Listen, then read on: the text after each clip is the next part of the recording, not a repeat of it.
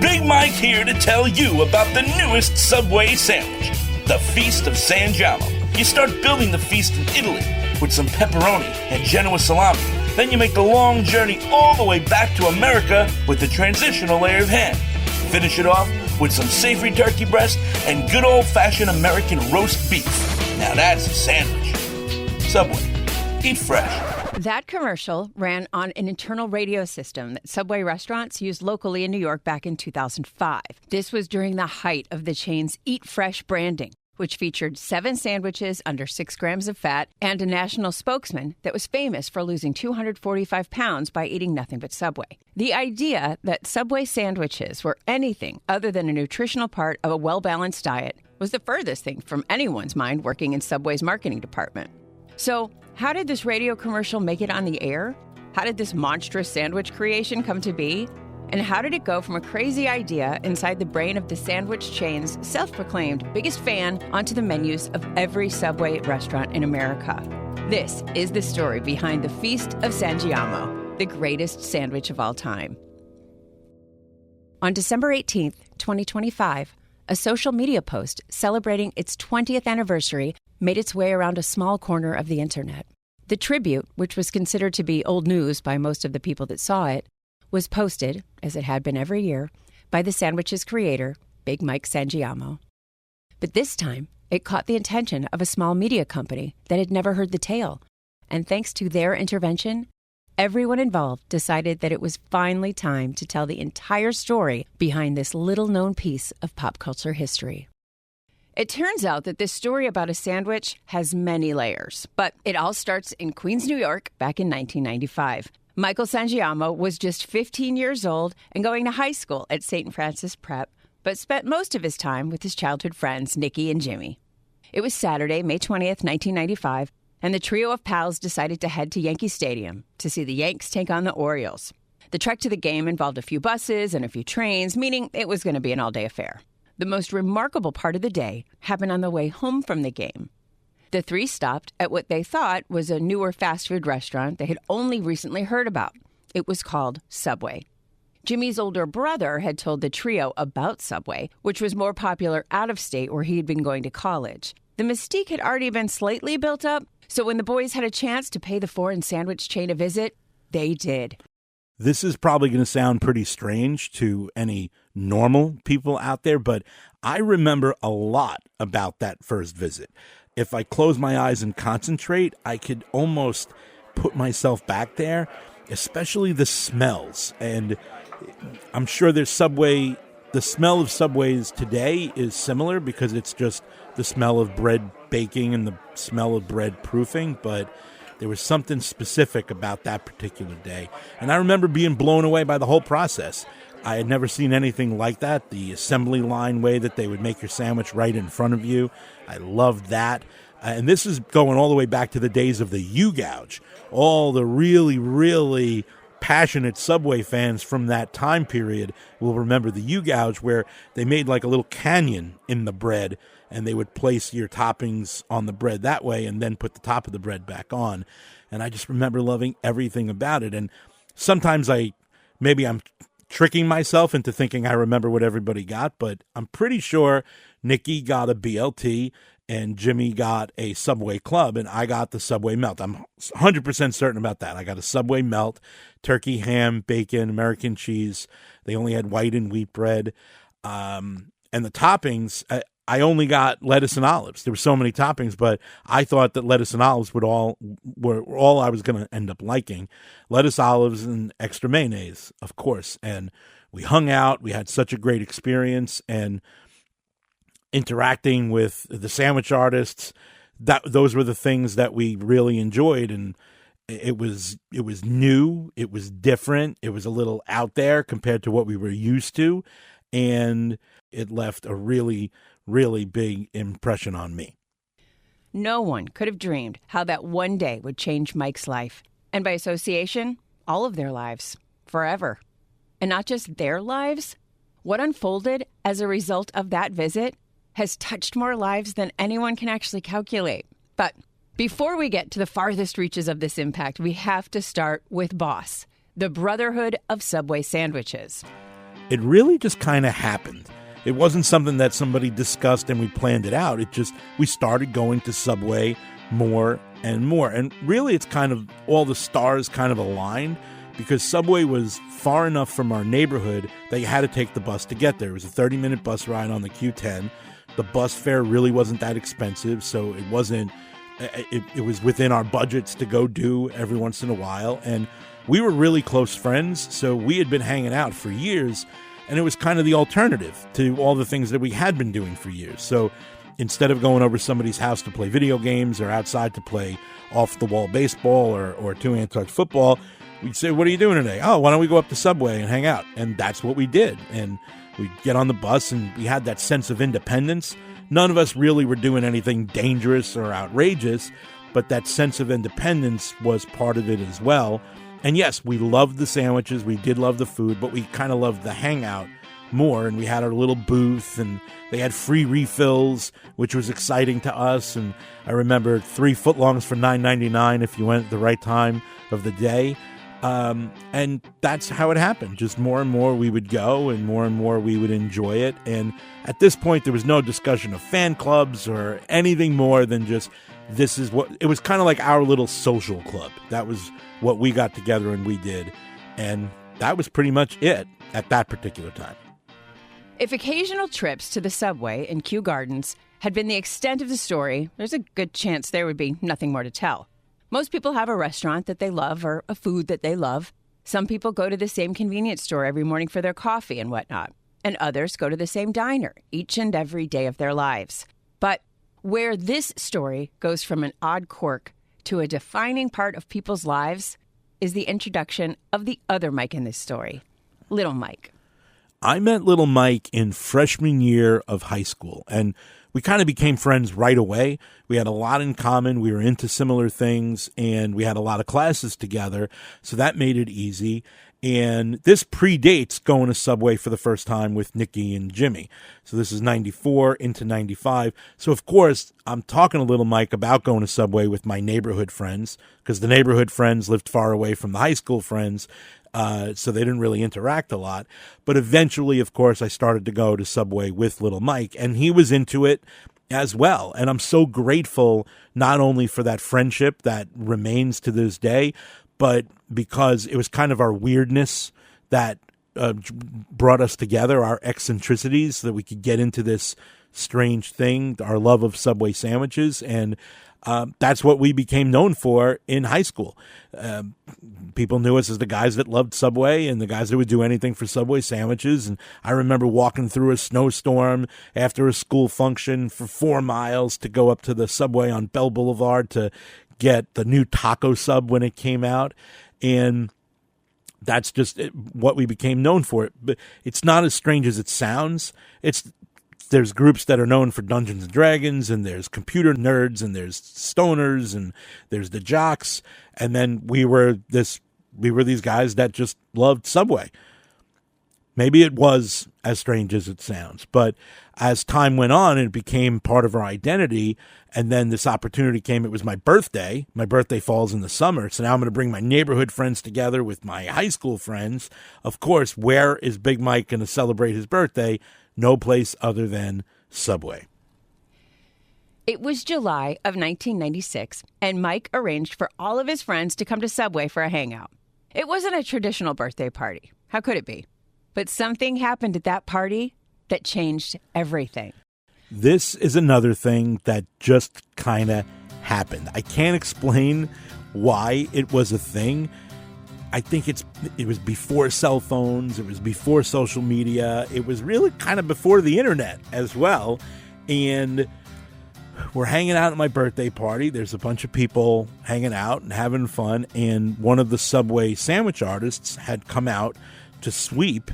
And because I was the wild guy and I would do something a little crazy, and it doesn't seem crazy by today's standards, but I basically asked the guy, his name was Omar, I asked him if I could have a picture, and he stood there and posed for a picture. I still got that picture, and that was it. As crazy as this sounds, taking that one picture is what kind of started our momentum into becoming the Subway fan club, because then taking that picture meant we're going to take some other pictures, and then we started to keep a photo album, and then people that would go to Subway would take pictures of different Subway restaurants and give them to me and give them to us, and we would put them in the photo album, and we would take the photo album with us around, and we'd show the people at the Subway restaurants. And I know it's crazy. I'm saying it now, and it's crazy. I know how crazy it is, but that's exactly as it happened. And it took that sense of adventure, which was kind of like what started us going to Subway more and more. It was a thing to do. It was exciting. It was fun. It was different. And it just perpetuated that adventure. Now you didn't know what was going to happen when we all went to a Subway restaurant. You didn't know who was going to take a picture of a Subway in France while they were on vacation and put it in the photo album, and it just continued to grow and grow over time. More pictures, more places. Every time we went out, every time we went to Subway, we made it a thing. And yeah, I know it was a really, really, really crazy thing. As the weeks turned to months and the frequency of visits to Subway increased, so did the group that would be integrated into the visits. It was quirky enough to be considered interestingly cool to some, but not quirky enough where the group would be shunned by society. It turns out that the unofficial Subway fan club was the perfect mix of strange, interesting, and humorous. The pinnacle of how Subway defined Mike and his small group of friends was the senior prom. Of course, Mike had his eye on incorporating Subway into his prom plans for months leading up to it, but convincing the rest of his friends and his date, well, that's another story. The prom story has a couple of layers. First thing, Nikki and Jimmy didn't go to my high school, so they were not going to be a part of this. Also, little Mike, who did go to my high school, he had decided he's not going to the prom. So I'm already starting off a little bit behind the eight ball. Now, the guys that were in my limo, some of them were into the Subway fan club thing with me. Some of them really weren't. And it was really two big personalities, me and this other guy named Mike. We're going to introduce another Mike, Dentist Mike. He became a dentist. So let's say Dentist Mike was hard set on doing the traditional things after a prom, going to a comedy club. That's what they decided. My main thing for wanting to go bowling and go to a Subway after the prom was because we weren't cool. We were not the cool group. We were not a group of cool people. So why are we going to go out of our way to do the cool thing? I know that cool people would get fake IDs and go clubbing in the city after the prom. That was not going to be us. We were going to do the less dangerous thing and go to a comedy club, but quite frankly, I thought we would have a better time not at a comedy club. I was concerned that we were going to get chopped up at a comedy club. I thought that a good comedian seeing our group, our backwards group of people walking in, they were going to chop us up, and I didn't want any part of that, and I really did want to go bowling and go to Subway. So even my date, the morning of the prom, called me on a payphone and said, hey, I really don't want to go to Subway. And I said, okay, fine. You don't have to go to the Subway. We will go to the prom. We will have our prom date, and then you can go wherever you want, and I'll go to Subway. And that was our plan. But at the prom, there was like a coup d'etat. Some of the guys in the limousine decided, we don't want to go to the comedy club with Dentist Mike. We want to go bowling and to Subway with you. And I was like, you already made your plans. Why don't you guys go to the comedy club? We'll go to Subway, and then we'll meet at bowling, which ultimately didn't happen. But the real key was the logistics, because the prom was going to go until 11 o'clock. But we found a 24-hour Subway, and that was the key. Once I knew that there was a 24-hour Subway restaurant, then I knew that we could make it happen. And that's exactly what we did. Some of the guys in their dates went to the comedy club. Some of the guys in their dates, like me and Jose, we went to the Subway, and we ended up meeting later at like a diner or something because the bowling alley ended up being closed. But it was really important to me that we were able to do that, and the pictures tell the story. Even the limo driver came in and had Subway with us, and that's one of the happiest memories of my entire life, going to Subway after the senior prom. And I know many other people have done that now, but we did it before social media. We did it before the internet. We did it before it was cool. It wasn't when anyone would call big news within their high school community by any stretch. However, discussions about their decision to go to Subway as part of their senior prom did make it out of their immediate circle of friends. Mike often contemplates how differently things might have been if all of this had happened in the age of social media. But it was a much more natural progression than what it might sound like 30 years after it all happened. After the prom, there was at least a possibility that the Subway fan club would go to the same place where all high school clubs go once people in them graduate. But high school was just the beginning for this uncommon tale. I think about this all the time, probably way more than I really should. If I had followed a traditional path, none of this probably would have happened. I have an older brother who very much followed a traditional path. I would have gone to college. I would have graduated. I would have maybe gone on to graduate school. I would have started a career. I would have met a girl. I would have had a family. I would have bought a house. I would have had a kid. All of those things. But not knowing what you wanted to do with yourself after you finish high school, it was a weird feeling, because it was kind of like I knew other people that seemed to know exactly what they wanted to do, and I just had no clue whatsoever. I did not know what I wanted to do, and it was really, I was directionless. I felt that I was creative. I felt that I was funny. That developed during high school, and I felt like I wanted to do something with that. I just didn't know what that would be. I didn't know what that could be. And thankfully, I did have parents that were somewhat supportive of letting me figure it out for myself. My mother, a little more than my father. I think if my father had his way, I would have done the traditional thing until some success started to come. And then my father kind of came around and said, yeah, like, you are probably not suited for something that would be considered a traditional path. But often I do think about how my life could have been and would have been different had I followed a traditional path. But that's not what happened. Mike did start college the fall after graduating high school, the way you're supposed to.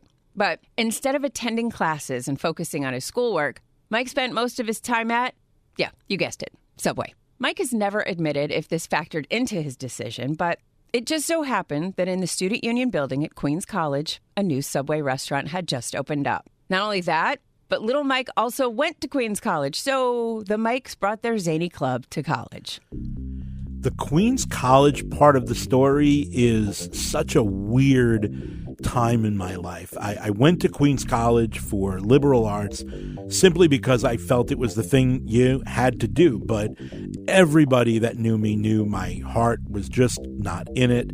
And I didn't know what I didn't know. I had no clue. But I didn't really go to class, and the fact that little Mike also went to Queens College and we were still doing our Subway fan club stuff, that made it worse, because, you know, if he wasn't going to class, I wasn't going to class. If I wasn't going to class, he wasn't going to class. And there was a Subway at Queens College, and that's where we met. Our group kind of expanded a little bit at Queens College. There was a franchisee by the name of Delroy Levy, who was, I think he was a New York City detective who also had the franchise, and we connected with him, and we had pictures with him and his staff, and I remember he let us behind the counter, and that was like the most unbelievable thing for us, was to be brought behind the counter. So it didn't take long, and those visits to Queens College, where they were more about going to the Subway and less about going to class, where eventually I did drop out of college. And I did still return to go to that Subway with my friends, but going to class really was not, my heart wasn't in it. And that's just the best way that I could put it. If I could go back in time and change things, I probably would, because of how valuable that educational experience probably could have been. But I was young and stupid, and I dropped out. How great would the story have been if the two Mikes were so inspired by the business successes of Subway franchisees that they had met along the way that it led them to switching their majors, completing schooling with some type of business degrees, and then opening a few Subway franchises of their own? Well, while that would have been nice, that didn't happen. I did have somewhat of a loose plan when I left Queens College. I had something on the horizon, but it was about a year away. And ultimately, then the Subway fan club became this thing that I was able to focus on and occupy my time with. And probably the fact that I had nothing else going on, I didn't have a job, I didn't feel an urgency to go get a job. I had mild interests in possibly starting a business, but I had no real money to do that sort of thing. I was in a band and the band was playing. And so all these like hobby things, including the Subway fan club, really were what my attention was focused on until it came time to focus on the next real educational endeavor. But even as the events became more elaborate and the group continued to grow, because now I had time to focus on this. So if we were going to get together and go out, it was going to be, something more than just going out for a couple of sandwiches. But it was still just a silly little thing that me and my friends were doing as our weird way to be social. But it was our way to be social. Knowing what I know now, it might have stayed that way into our mid-20s, maybe our late 20s. But once people started getting married and having families and the group kind of started growing up, it probably just would have fizzled out. But then we got the opportunity to do the Disney internship. In the spring of 2001, Mike and some other members of the Subway fan club found out that the Walt Disney Company was going to be interviewing candidates for their college internship program. The idea to leave New York for a semester and work at Walt Disney World was extremely attractive, especially since none of them chose to go away to college, so they'd never had that college experience, and even more so because so many of them loved Disney. Like millions of other people, Disney is something that's very special to me personally. It's something that I grew up with, and my mother used to take us to Disney World once a summer from 2 till 12. We visited Disney World, and it was fantastic experiences. And I got older, those memories of Disney became more valuable to me. So when the opportunity to possibly work at the Walt Disney World Resort came up, I was very, very excited about it.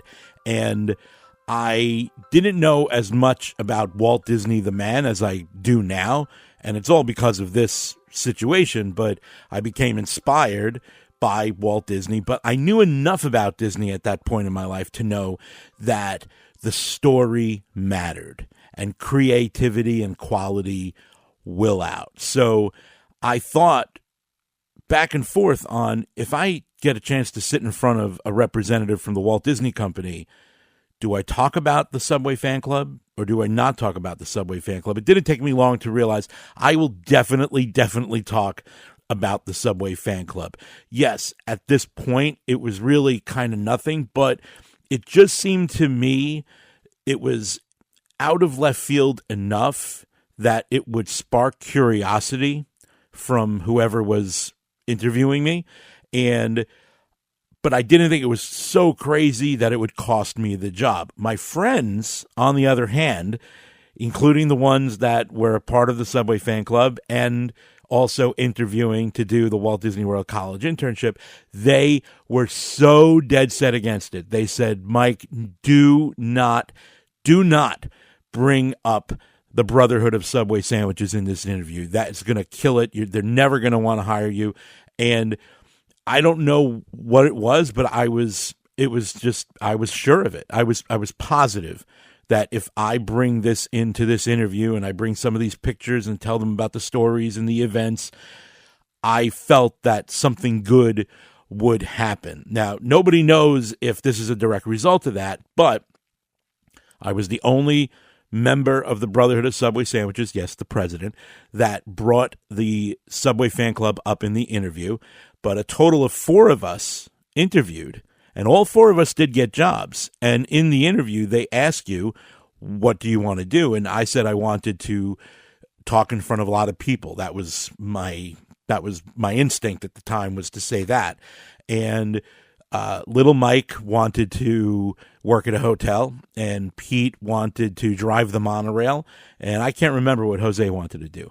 But out of everybody, for the most part, they all got quick service food and beverage, and I was assigned to be an attractions host. Whether or not it's true doesn't really matter. I'm just saying, I brought the Subway fan club into the Disney college internship interview, and I got the gig, and I got the gig I wanted. And it was great. Whether bringing the Subway fan club into the interview for the Disney internship was a good idea or a bad idea, well, that's still up for debate. But in the fall of 2001, Mike and 3 of his friends, all members of the Subway fan club, were selected to participate in the Walt Disney World College internship. The Walt Disney World College program is pretty much the thing that changed everything in the course of the Subway fan club. It was 2001. I'm down there with some of my friends, and you're in this amazing, unbelievable organization with, it's so enormous, and it's so specific with its mission, especially in the way that they do their training and the way that they prepare you to deal with people. I felt that I was learning lessons that were not only going to be applied to career, whatever career I end up, but I thought it was just like life lessons.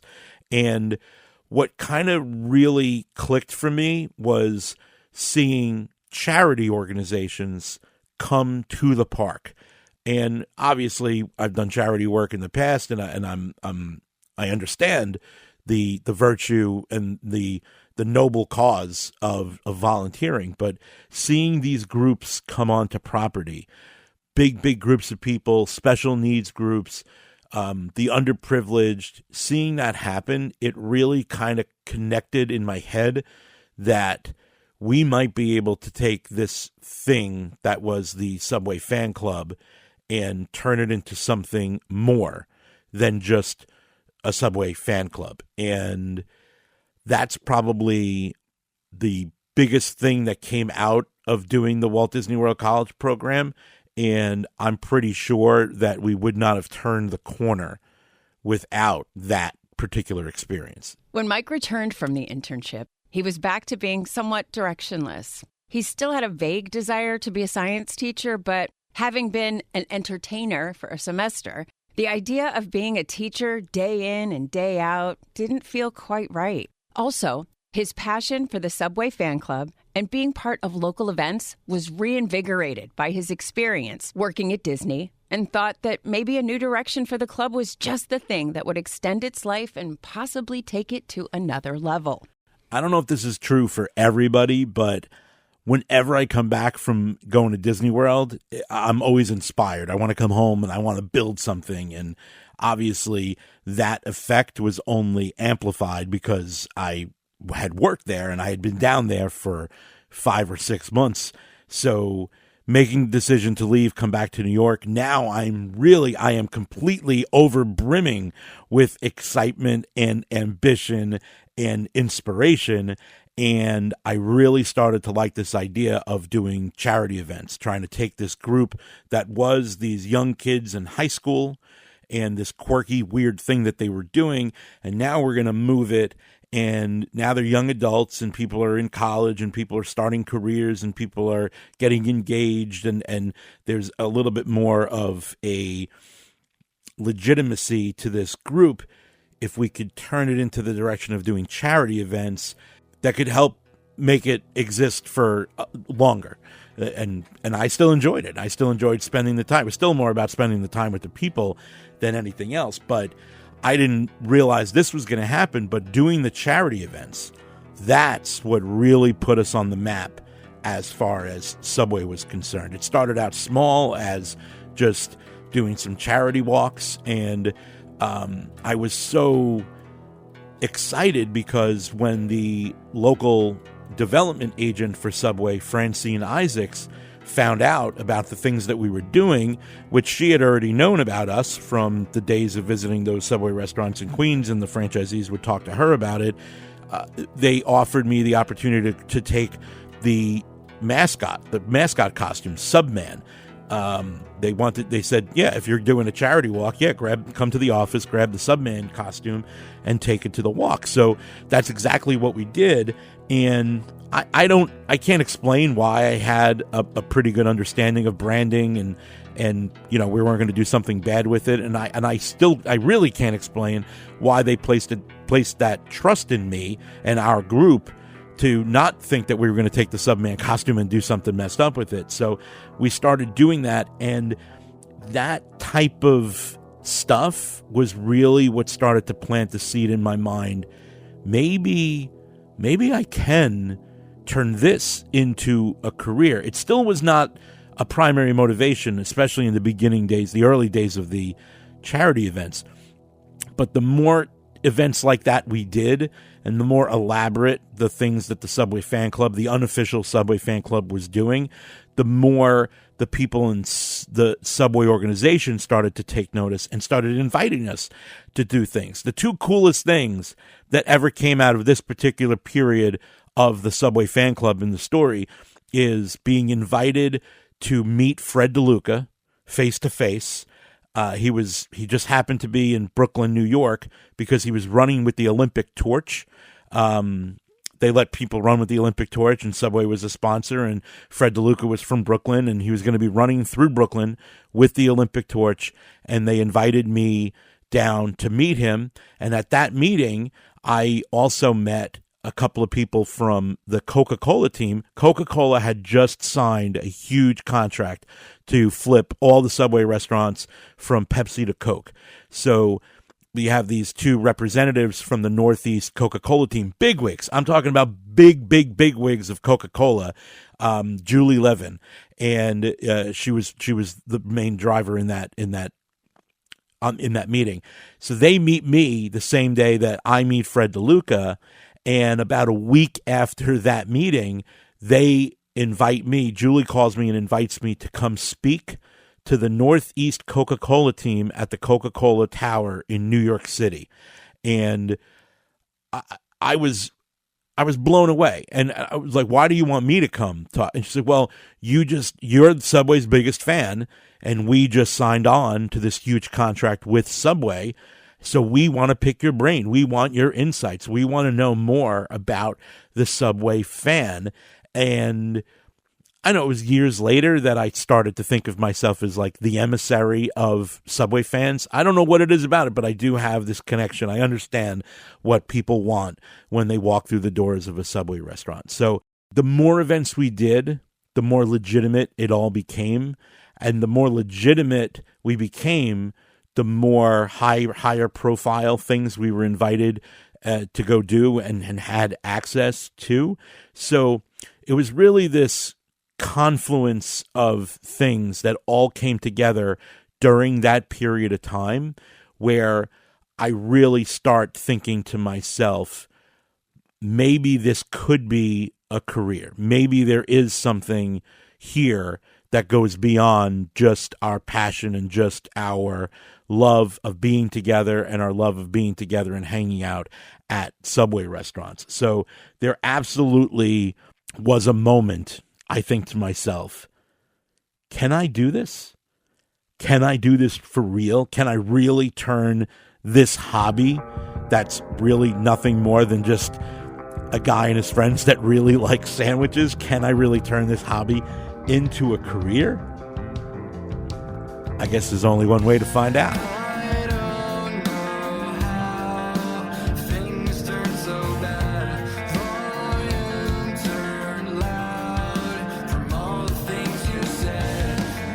The Feast of Sangiamo podcast is a production of Hewitt Creek Media and written by Mike Sangiamo. This episode was edited and mixed by Mike Sangiamo and Greg Franco. Our theme music was written by Mike Rotano and recorded by Jacob Craddock. Our credit track this week is Trust by Miramar Drive, which can be found at miramarDrive.com or at Miramar Drive on Instagram. This episode is dedicated to Nick Capace, James Caroli, Mike Gratano, and all the original members of the Brotherhood of SUBWAY Sandwiches. You know who you are. We hope you'll continue on to episode 2, where Mike's Subway journey takes him to Atlanta, and a missed phone call changes everything. For information on all things Big Mike, you know you want it, visit BigMikeLive.com. I'm Kennedy Elsey. Thanks for listening.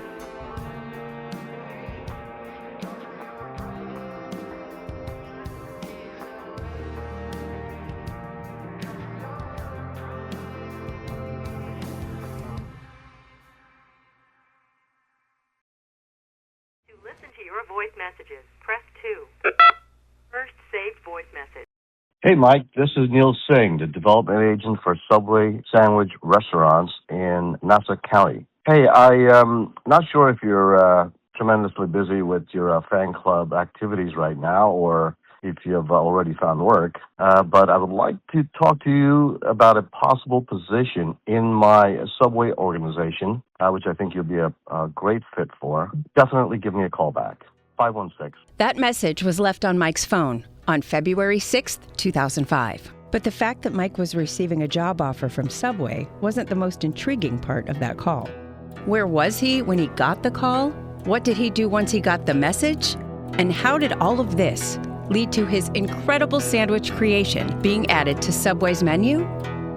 This is the story behind the Feast of Sangiamo, the greatest sandwich of all time. As the popularity of the Subway fan club grew within the company, Big Mike found himself developing newer and more elaborate ideas. In Mike's mind, there was no real connection between doing something extraordinary with the Subway fan club as a hobby and possibly ending up in a job working for Subway headquarters. At this point, in 2003, he was still very much focused on finishing school and starting a career in another industry. But his passion for the Subway fan club activities and the growth of those endeavors continued to get wrapped up into everything he did. By that point in time, we had been doing it for a while, and Subway had been part of my life for quite a long time. And this newer, mature version of the Brotherhood of SUBWAY Sandwiches was in full swing. We still did our monthly hangouts at different Subway restaurants, maybe not every single month, but we still did that. But charity events and fundraisers kept popping up more often, and the more we did those, the more my relationships and our relationships within the Subway world grew, and they got stronger, and it kind of started to feel like we were being deputized as an arm of the company. But we were never arrogant enough to think that we could speak for the brand, but we did feel like we had a decent understanding of what Subway would like and Subway wouldn't like when they were being represented. And in my mind, if they were letting us use the mascot Subman, they must have some level of confidence in what we were doing with it. The point is that the growth of the Subway fan club and being a Subway fan were more important to me at this point in time than possibly getting a job with Subway. It really wasn't until much later that I started to think of that as a real possibility. At this point, friends of friends, and even mild acquaintances would make sure anything of note that happened at a Subway or news they came across that involved Subway would make its way to Mike. But the most impactful piece of information that came to Mike's attention came from a friend's parents that once remembered reading an article about Subway's founder, Fred DeLuca, in Fortune 500 magazine. If the day Mike walked into a Subway restaurant for the first time was the most life-changing moment of Mike's life, this was the second. Honestly, I've told this part of the story so many times, but it happened so long ago that it's kind of become mythologized now, and it's easy to forget exactly how each piece fits in and the sequence of everything, but there are big moments that are still very vivid in my memory. Number one, being on the phone in my basement, speaking with Greg Franco, and him reading the article where Fred DeLuca talks about having spaces on the menu set aside so local franchisees can have a creation. I remember that vividly. I don't know if it actually was Fortune 500 magazine, but In my mind, it was. And that was all I needed to hear. Once I heard that, I was inspired. This is something I want to do. I want to create a sandwich for Subway to be on their menu. I don't know how much time passed between that and then landing on the idea that it's going to be a sandwich that's going to incorporate parts of my personality, something that the Subway fan club can get behind, and it's going to be the biggest sandwich Subway offers. That when I had those pieces, that's when I really started to get excited about it. And I had an idea for the story behind the sandwich and the marketing of the sandwich before I had even tasted the sandwich or even knew definitively what was going to be on the sandwich. So that's one part. Second part, this is happening probably over weeks and months. I'm at work and I'm having a conversation. We're on a dinner break. I remember we were eating ribs, and I'm sitting at work with a guy named John Toomey and Bob Sherman, and I'm telling them the idea for this sandwich. And everybody knows that I'm the president of the Subway fan club at this point. And I'm telling them the idea for the sandwich. And I had already landed on the idea that it's going to be a combination. It's going to be my personality, Italian-American. It's going to be the Italian side of a party hero and the American side of a party hero put together. I knew those were products that are already in the Subway restaurant, and I was smart enough to know that that's what we need, products that are already available. So it was going to be pepperoni, salami, and ham from the BMT, and the ham, turkey, and roast beef from the Subway Club. Italian, American, put them together. And I used to say, I do that all the time with party subs when I was a kid. I don't know if I actually did. It certainly sounds like something I would have done, putting those meats together. But I was sitting at this dinner at work talking with them, and the San Gennaro feast, the big feast in Little Italy, came up in conversation. And one of them says, you should call it the Sangiamo feast, the way the San Gennaro feast happens. And I said, wait a minute. How about the Feast of Sangiamo? And everybody said, yep, that's it. And then the third part of it, and this is all happening over time, I remember sitting in front of Greg Franco's house in his car.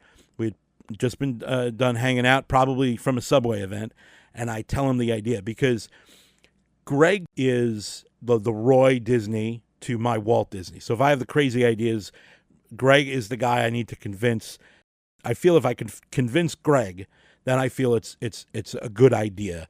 And I basically do what ultimately becomes the commercial for the feast. I do it for him in the car. Nothing was written out. I just told him the idea that it's this combination, Italy, America. But when I hit a sandwich so big, it had to be called the Feast. That's when his eyes lit up, and that's when I felt this is a possibility. The more Mike thought about the possibility of getting a sandwich on the Subway menu, the more his excitement grew. Thankfully, the relationships within the Subway world that he'd been cultivating since 1995 proved to be very helpful. Mike told every franchisee he knew about his wild idea.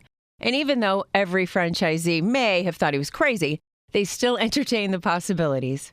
And one franchisee in particular gave him something even more valuable. I had relationships with many Subway franchisees at this point, but there were a handful that were very supportive and very encouraging and genuinely interested in what the Subway fan club was up to. One of them was Charles Corey. He was the franchisee that owned the first Subway restaurant I went to in Kew Gardens. The other one, Delroy Levy, the Subway franchisee at Queens College. I spoke about him earlier. The other one is Manik Irani. Manik owned the Subway restaurant across the street from St. John's University, where at this point in my life I had done a semester. So, of course, I went to that Subway often, and I got to know him and his team. And I told Manik the idea for the Feast of Sangiamo. He offered me the opportunity to work on the build at his restaurant. I would instruct the sandwich artist to build it this way, build it that way. I knew the meats that would be on it, but I knew just from going to Subway as often as I did, I knew the build was going to matter. The order of the meats is going to matter. The presentation is going to matter. The suggested toppings, all of that is going to matter. So it's not just this throwaway idea, hey, I have an idea for a big sandwich, the Feast of Sangiamo. I worked on the taste profile, what toppings were going to make sense. So, and that's really because of Manik letting me do that inside his Subway restaurant. And this happened over time, but I knew once I had the formula right, this was another thing I could talk about when people asked about the Subway fan club. And it was just this other little quirky thing. Yeah, we have this fan club, but I also have the sandwich. And it really wasn't until I finished school, which happens in 2004. When I finished school in 2004, and now it's time to look for a job, that's when I really start to consider the idea of a career working for Subway. If you've been following the timeline closely, you might be asking yourself, why is Mike just finishing school in January of 2004 when he graduated high school in 1997? Well, there were many twists and turns to the journey, each one driven by Mike's indecisiveness when it came to figuring out what he wanted to do with the rest of his life. Since this story isn't really about Mike's educational journey, we'll save that story for a future production and not get too deep into the details of what schools Mike attended and what degrees Mike holds. The takeaway here is this. As Mike bounced from one school to another and from one possible career path to another, there were always two constants in Mike's life: the Subway fan club and the friends that supported all of Mike's crazy endeavors, most of which stemmed directly from his love of Subway sandwiches and the Subway fan club. Here was my dilemma. I had just completed what I was convinced was the last schooling I would ever attend and the last degree I would ever obtain. But I was not convinced and I wasn't confident that it should be my path or be my destiny. So I decide I'm going to apply for jobs at both. I'm going to apply for jobs in my educated path, and I'm going to apply for jobs at Subway restaurants. But I didn't know what I wanted to do for Subway. I knew I didn't want to manage a Subway restaurant. I thought that owning a Subway restaurant was not in the cards. So it wasn't until I read the description of a job at Subway.com called field consultant. And these are the people that go around and make sure that the Subway sandwich artists are making the sandwiches the right way. And I thought, that's the job for me. So I start sending resumes out to every Subway development territory I could find a contact for, all the while still applying for jobs in my educated field, and I'm kind of going to let fate decide. As resumes from Mike started to flood the inboxes of most Subway development territories in the country, there was one brief moment where it looked like the development agents that covered territories in and around the New York market were going to chip in and create a role for Mike. Maybe it was a testament to the reputation that Mike built in the years after starting the fan club, or perhaps it was just the absurdity of the resumes he sent as part of his job applications. But no matter the reason, it didn't take long for Mike to receive legitimate interest from one of the Subway territories. Unfortunately, it wasn't close to home, and it wasn't for the job he thought he was applying for. The first thing I remember from this time period is the possibility of a role being created for me by the tri-state area development agents. And I'm not too sure exactly how that all came to be, but I remember having conversations with Michelle Danilo. She was the director of Subway's corporate communications. And I think, as funny as this would be, I think Neil Singh, the development agent on Long Island, was the only holdout. But I'm not too sure about that. Anyway, one day the phone rings, and it's the director of marketing for the Subway development territory down in Atlanta, Georgia. Big territory, over 500 restaurants. And basically, they say they want to interview me for the job of marketing director. I sheepishly explained that my degree is not in marketing, and he said, that doesn't matter. We know all about you. We know about the Subway fan club. We think you can do this job. Would you be willing to come down for an interview? So, of course, I said yes. And just by coincidence, little Mike is living in Atlanta at this time. So before I even step on the plane, I'm moving to Atlanta, lock, stock, and barrel. We have this plan. Mike's going to pick me up at the airport. It's going to be great. And I do remember walking into that meeting and thinking this next hour, the next hour that this interview is going to take place, is going to be the most important hour of my life. Mike had no way of knowing just how right he was. It turns out that far away from that office in Atlanta, the fates and mystical forces that were influencing not only Mike's life, but the lives of every sandwich lover in America were hard at work. As I was sitting down for the interview, I felt a buzzing, a vibrating in my shirt pocket. I was getting a phone call, And I wasn't even going to look at it because I didn't want to appear unprofessional, but the lady that was conducting the interview had turned around to close the door. So I had just enough time to flip open my phone. Yeah, it was a flip phone. And I saw it was a number I didn't recognize, so I just closed it, went about my business. I had the interview. They offered me the job. I called Little Mike. He picked me up. We stopped and got Subway on the way home. I had a melt. He had a club. And I'm moving to Atlanta. That's what's happening. I'm moving to Atlanta. We're eating Subway. We're celebrating. We're watching the honeymooners to have lunch. And he's going to go back to work. I'm going to take a nap because I'm on no sleep. I flew, basically a red eye down there. And then I think, wait a minute.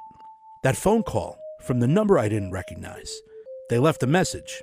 Hey, Mike. So I listened to the message. Singh, the development agent for Subway Sandwich restaurants in Nassau County. Hey, I'm not sure if you're tremendously busy with your fan club activities right now or if you've already found work, but I would like to talk to you about a possible position in my Subway organization, which I think you'll be a great fit for. I can't explain to you why this turned my life upside down in the way that it did, but I call Neil back, and essentially he's inquiring if I'm interested in a job with his organization. And so I'm in this moment where I feel like I just got offered a dream job in Atlanta. I'm going to be moving to Atlanta. Now I get offered this other job, similar job, but the opportunity to stay home.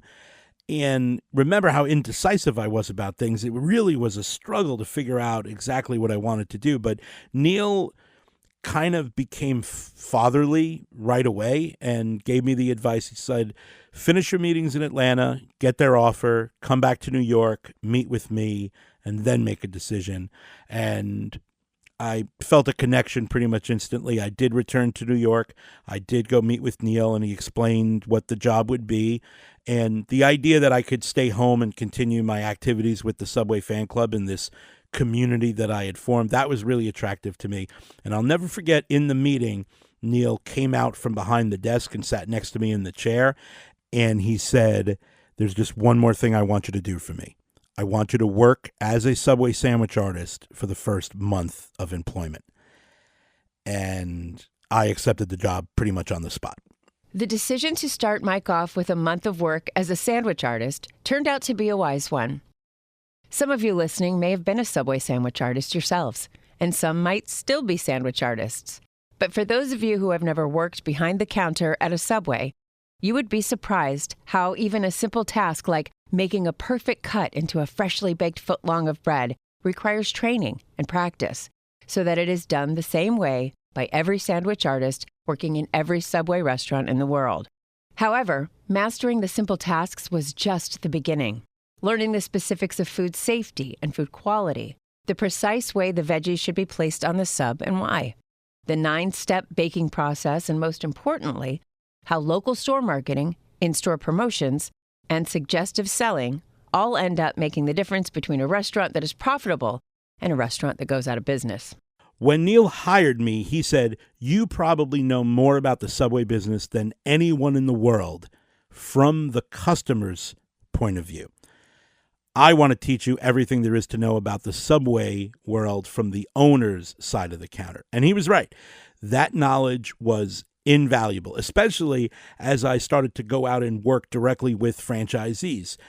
I think my biggest asset back then, and something that continues to be a big asset, was all of the experience I had being inside Subway restaurants as a customer over the 9 years leading up to that job.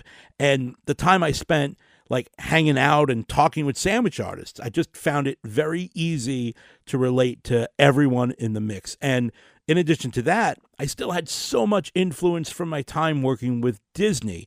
So I saw opportunities everywhere. And because I had such a really great, close relationship with Neil, I didn't keep any ideas to myself.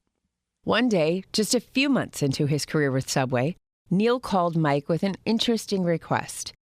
Neil had an ongoing relationship with some local radio stations, and every once in a while, radio stations would ask Neil to provide Subway sandwiches for a radio remote in return for some on-air promotion. So Neil calls and says there's going to be a radio remote at a Petco, and they want Subway sandwiches. They're going to give us some on-air mentions. Can you deliver the sandwiches to the remote, and maybe they'll put you on the radio? And I said, what the hell's a radio remote?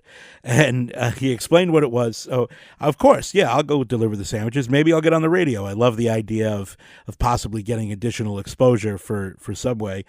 So I show up there, and there's a gigantic inflatable something outside. There's a big logoed vehicle in the parking lot. And inside, there's a table with a sound system and a prize wheel. And there's a guy in there talking like he's on the radio live at Petco. But it didn't take me long to realize he's not on the radio. He's not on the radio right now. He's just talking like he's on the radio. And I said, I could do that. Somebody should be doing this for Subway. I have a sound system. I was in a band. I have a sound system. I have the Subway mascot. We should be doing this for Subway, and I think I can do that. In the months to follow, Mike put his heart and soul into his new career. He still had a lot to learn about the business, but it didn't take long before Mike was helping franchisees make small adjustments to their operations, mostly to stay in compliance with Subway standards, but also to help them build sales in their restaurants. And just a few short months after that fateful sandwich delivery to the radio station event at Petco, Mike had put all the elements together to do his first under new ownership event on a rainy day at a Subway restaurant in Rockville Center, New York. We did pretty much everything wrong at the first event. We had T-shirts for prizes. They were incredibly expensive. We lost money on the deal. We had no offer, no buy one, get one free to get people into the restaurant. We didn't know what the hell we were doing. And actually, now that I'm talking out loud, this wasn't even really the first event. There were some other times before I even started working for Subway that franchisees had asked me, hey, can you come and do something outside my restaurant? So, we did that, but this one was the first one with all of these elements that I helped coordinate and convince the franchisee to do. But man, we did not know what we were doing. We did learn a lot about what not to do at a Subway restaurant event. With a few events under his belt, Big Mike's Street Team project was about to take a big step forward because Subway's national spokesman was coming to town. When the local market decided to book Jared Fogle for a multi-day tour of New York, they also wanted to create some marketing buzz at each stop to maximize the expense of bringing him into the market. So they turned to Mike. All right.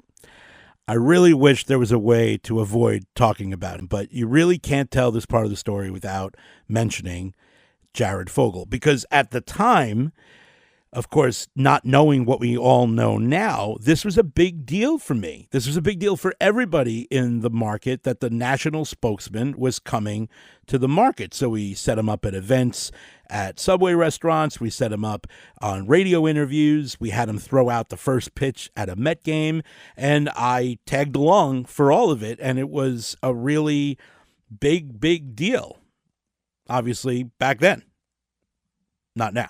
The conclusion of this visit was to be the opening ceremony of a local Special Olympics event where Jared was a guest speaker. But just as the event was ending, Big Mike was approached by Neil Singh. He invited Mike to a small dinner where Jared would be among the guests.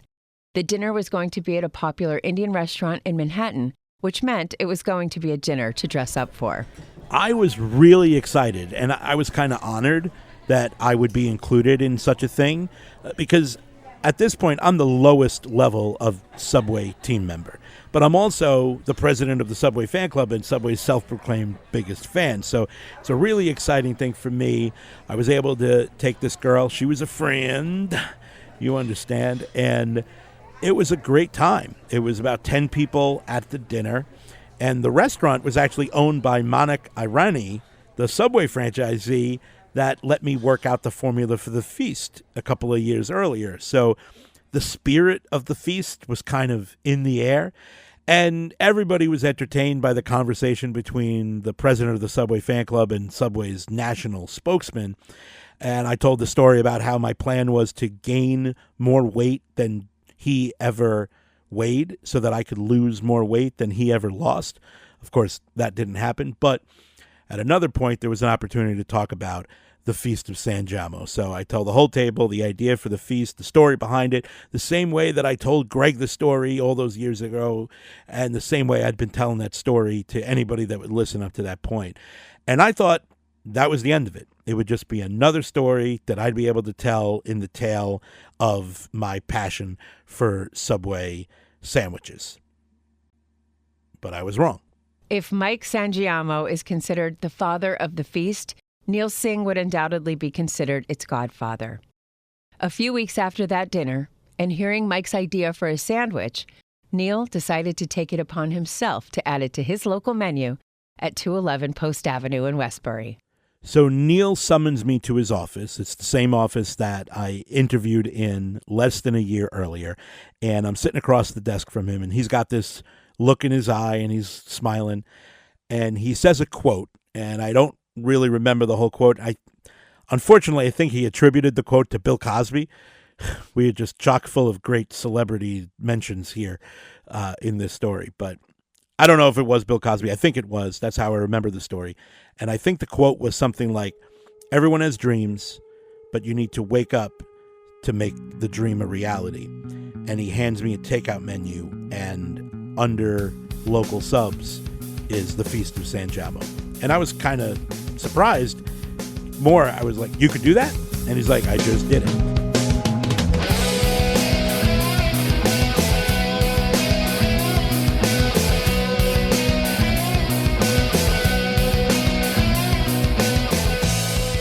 So right away, I was like, can we have a big launch party for this and have a ceremony to put it on the menu? And he said, sure. So a couple of weeks later, I got all the members of the Subway fan club together. They all came out to support it. Sunday morning, December 18th, 2005, the Feast of Sangiamo was added to the menu at 211 Post Avenue in Westbury. And I sold the first one to Nick Capace. In just a few short years since the idea popped into his head, and after less than a year of officially working for Subway, it happened. The Feast of Sangiamo was added to the menu. Yes, it was only one store, but it was still an incredible accomplishment. It was still a once-in-a-lifetime opportunity that had very little chance of ever happening. And it wasn't just put up on the menu for show. All the ingredients were logged into the point-of-sale system, an actual button was created, and the crew at that restaurant were all trained on the proper way to make the Feast of Sangiamo. Everything had to line up exactly as it had leading up to that day. If I hadn't taken the idea seriously myself and tested it 8 ways from Sunday to make sure the formula was right and what toppings would be recommended and how the sandwich could be marketed, I never would have been so passionate when I told the story to the table that night at the Indian restaurant. And if the guy who had hired me wasn't a little bit of a cowboy, willing to take a chance on something that the franchisor might not necessarily love, if my boss wasn't Neil Singh, who said, the hell with it, we're going to do it anyway, and if my friends and my family and coworkers weren't supportive of it, if I had taken the job in Atlanta, it never would have happened. I think that's the most important part. I know I'm the most passionate person to tell the story, and I might have been the lead visionary behind the thing, but it was not only me that willed the Feast of Sangiamo into existence. It was kind of everyone stirring up this well of excitement and interest and fun and curiosity and intrigue. It was all of that willed the Feast of Sangiamo into existence. And if I was just a fat kid from Queens banging his hands on the counter saying, I want a sandwich on the menu, that's as far as it ever would have got. But thankfully, everything just seemed to click. And 10 years after walking to a Subway restaurant for the first time, there I was, working for the company, looking up at the menu board and seeing the Feast of Sangiamo on the menu. It was just a wonderful thing, and I was so pumped. The feeling that everything was clicking into place didn't stop there. The immediate aftermath of the sandwich being added to the menu in one store was something of a whirlwind. The Feast of Sangiamo Sandwich was selling at a quicker pace than even Mike fantasized about. The street team was being sent to promote Subway at events in New York and even outside New York. With every visit to a new restaurant for a grand opening or a community event to promote Subway, Mike showed up with his giant inflatable sandwich. Everyone's favorite hero, Subman, and the story about his sandwich creation, that left people stunned and invigorated. This was definitely one of the best parts of my life and one of the best parts of the story. There were so many things happening, and everything that happened was pointed in the direction of growth. We were doing more events than ever. We were going to more places doing the events. The story I was telling was connecting with people better than it ever had. And it just seemed every once in a while something even more exciting would happen. Like I got a call from Subway headquarters. There was an internal publication called Subway to Subway magazine, and they wanted to do a feature on me as the president of the Subway fan club, and now that my career started. And of course I talked a lot about the Feast sandwich, and that was actually that article, which I still have the magazine. That article is probably what helped propel the Feast beyond this small local test, but there were other elements. And as a result of the Subway to Subway magazine, I was asked to be a featured guest at the Subway World Convention in Toronto. And it was set up like a talk show, and I was brought out like I was a guest on the talk show, and they had a famous comedian host it, and I was the toast of the town. The 2006 Subway Convention in Toronto was not the pinnacle of everything that happened in the Subway story, because there's still lots more that happened after that, but that was definitely the highest level in climbing the Subway mountain that I had reached to that point. And I didn't even know that there was further heights to achieve, but it turns out there were. While the Subway convention in Toronto was one of the highest highs of Mike's non-traditional career path so far, it also served as supreme validation of what the Subway fan club had been doing since 1995. And as wonderful as all of that felt, it was almost immediately followed by another unbelievable, completely improbable achievement. I had done something even before I left for the Toronto convention, and it was a voiceover for a Subway commercial that was going to air in New York in the fall. And it came about because the ad agency had created the commercial, and because I worked internally, I received what they call a shell commercial. But nobody in the Subway world, or even I didn't know what it meant. But basically it meant that it's the commercial without a professional voiceover. And when I heard the not professional voiceover, I lost my mind because I was convinced I could do something better. And Neil Singh, being Neil Singh, he said, if you think you could do better, record it, bring it to a meeting, and we'll play it for everybody, and we'll let the board decide. And that's exactly what I did. And it was probably the wrong thing to do to the ad agency, but the way that Neil saw it, they worked for us. So I brought the commercial, my own version of it. They played it. They loved it. Steve Bortugno was the chairman of the board, and he basically, along with the rest of the members of the board, told the agency, we want Big Mike to voice this commercial. And the agency really wasn't happy about that, but they were the boss. So the Subway board was the boss. So they scheduled a day for me to go into Manhattan. It's the Howard Stern building to go record this commercial, and it was an incredible experience. It was unlike anything I could have prepared for. And thankfully, because I had access to the commercial before I got there, I had practiced it a lot.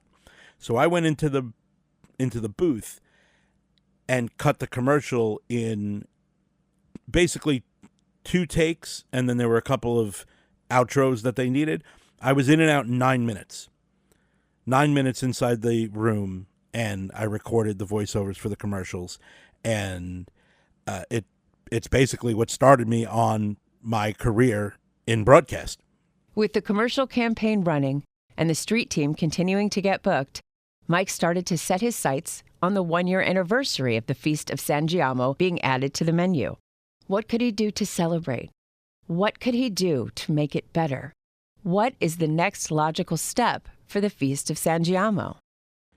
The reality is, doing more with the Feast of Sangiamo was not an easy thing. Essentially, everything we were doing was against Subway's policies and procedures. But anytime that negative thought tried to sneak its way in, there was Neil Singh standing at the doorway telling it to get out. Part of it was convincing other franchisees that the sandwich was profitable just because of how much meat was on it. Another part was training, making sure that everybody would know how to make the sandwich and make it properly. And the other part was technology, which I really wasn't the best at programming the point of sale system. So adding to the menu isn't as simple as it sounds, but I had help from other members of the development team. And with their help and some trusted franchisees that signed on, by the 1-year anniversary, December 18th, 2006, the Feast of Sangiamo was available in 5 restaurants on Long Island. While the Subway Fan Club Express was rolling along back in New York, something interesting was happening up at Subway World headquarters. It seems as though a long string of attacks by a rival sandwich chain, Quiznos, that ran commercials targeting the smaller sizes of Subway sandwiches and their lower meat portions compared to the bigger, meatier Quiznos sandwiches, was starting to have an impact. After years of focusing solely on their healthier, eat fresh messaging, Subway started to realize they needed to speak to their underserved demographic, the customer that was looking for a bigger sandwich, the customer that was willing to spend a little bit more to get something that they really wanted, the customer like Mike. This is another one of those memories that kind of gets a little discombobulated in my head. But from what I recall, I was on a ladder hanging Christmas lights on my house when my phone rang, and it was Francine Isaacs, the development agent for Queens, calling to tell me that Fred DeLuca, the CEO and co-founder of Subway Restaurants himself, was in the test kitchen at headquarters testing the Feast of Sangiamo. I don't remember more about the conversation. I don't remember what else. I just remember being extremely excited and feeling very, very accomplished. The excitement only continued to grow after that. No one could be sure just how far things would go. For every idea that makes it through research and development and onto Subway's national menu, there are hundreds, perhaps thousands that don't. But as 2006 became 2007, it was looking more and more likely that leadership at Subway World headquarters was very interested in the idea of a much larger sandwich. A sandwich that was bigger than the ones they'd been focusing on in their advertising. It was a time where the excitement sparked new ideas, and the ideas sparked more excitement. And, to quote a line from Mike's favorite movie, Field of Dreams, there comes a time when all the cosmic tumblers have clicked into place, and the universe opens itself up for a few seconds to show you what's possible. That's exactly what it felt like. It felt like divine intervention was in control, and here, seemingly out of nowhere, now we're on a path to possibly taking the Feast of Sangiamo Sandwich nationally. And it wasn't just that. It seemed like every idea we had and we pitched seemed to answer some sort of riddle that the people at research and development couldn't solve. And we didn't stop with that. Neil Singh had this great idea to create a different style bread by taking 2 of the foot-long sticks of dough, stretching them out to 18 inches, and braiding them together, creating 2 8-inch double-wide breads, which was fantastic. We called it Submassive, ultimately super stuffed subs. I had an idea for another sandwich, the meatball roni, meatball, pepperoni, mozzarella cheese, toasted, fantastic. They took that. That's going to go on the menu. And ultimately, as well as the replica, I had the idea to put a replica sandwich. Actually, my idea was to put an actual made sandwich at the point of order to entice people to buy it. And then after a little bit of time, we realized the sandwich doesn't hold up too well. So they moved on to doing replica sandwiches, which probably cost them millions of dollars. But they did do it. And ultimately, it was decided in the early part of 2007 that in June and July of 2007, they're going to do 2 tests. One test in the New York market, about 1,000 restaurants. One test in the Florida market, roughly 1,000 restaurants. Basically 2 menus of bigger sandwiches. The Feast of Sangiamo would be on both of those menus. In New York, it would be on the double-wide braided bread. In Florida, it would be on the regular foot-long bread. And the program that did the best would ultimately become the advertising focus at the end of 2007. So obviously, I was going to do everything in my power to make sure that the New York test won. Preparing for such a large-scale test was a lot of hard work, especially since Mike and Neil were so personally invested in what was about to happen. But this is where Mike's ultra-passionate and uniquely personal connection to the Feast of Sangiamo Sandwich started to show signs of being a potential liability. This is where the excitement that seemed to keep rising like a roller coaster on an uphill climb finally reached the apex and came rocketing toward the ground. So they were going to take my name off of the sandwich, and there was really nothing I could do about that. They were just going to call it the Feast. And it sucked. But looking back on it now, I don't even really remember how or when I found out that was going to happen. And it's because that part really didn't matter that much to me. Yes, it absolutely would have been very cool for it to be called the Feast of Sangiamo everywhere. It would have been the ultimate validation for me as a Subway fan, the self-proclaimed biggest Subway fan of all time. But I knew I still had a lot to focus on. So that particular element of it not having my name didn't hurt as much as what happened next. I found out that they were going to film the commercial for the Feast at 211 Post Avenue, the birthplace of the Feast.